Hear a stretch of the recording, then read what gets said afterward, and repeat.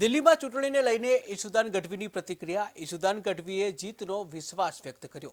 કહ્યું, અરવિંદ કેજરીવાલની કામની રાજનીતિ રહી છે.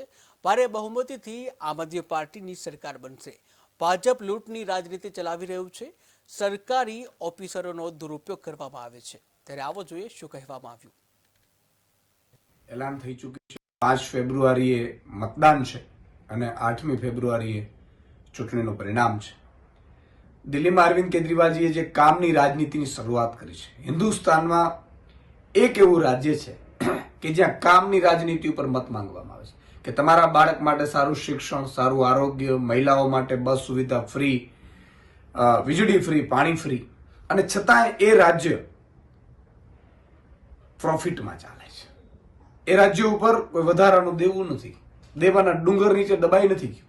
એક એવું હિન્દુસ્તાનનું રાજ્ય જે અરવિંદ કેજરીવાલજીની અગુવાઈમાં છેલ્લા 10 વર્ષથી ઉપરથી એ ચાલી રહ્યું છે અને એ પ્રોફિટમાં ચાલી રહ્યું છે, આટલી બધી સેવાઓ આપવા છતાં.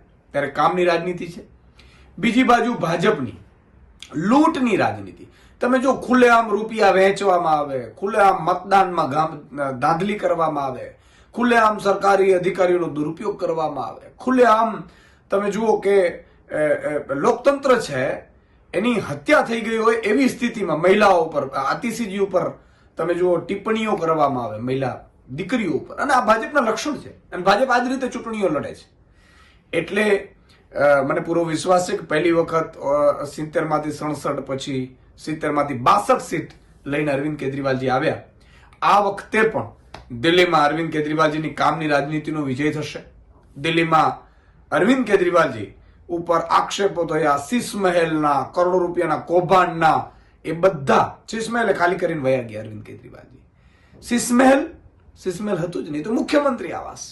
સાથે સાથે એ શીશ મહેલ ની વાત કરનારા પોતે તો પ્રધાનમંત્રી આવાસ 2700 કરોડ રૂપિયાનો છે. પણ ઠીક છે, એમાં નથી પડવું. સુપ્રીમ કોર્ટમાંથી કોઈ સબૂત ન હોવાથી જામીન મળી ગયા, જે કૌભાંડની વાત હતી. એટલે આ બધાએ કોશિશ ભાજપે કરી અરવિંદ કેજરીવાલજીને ડેમેજ કરવાની. છતાંય અરવિંદ કેજરીવાલજી અને આખી ટીમ મજબૂતાઈથી ચૂંટણી લડી રહી છે અને મને પૂરો વિશ્વાસ છે કે દિલ્હીમાં આ વખતે ફરીથી ભારી બહુમત સાથે આમ આદમી પાર્ટીની સરકાર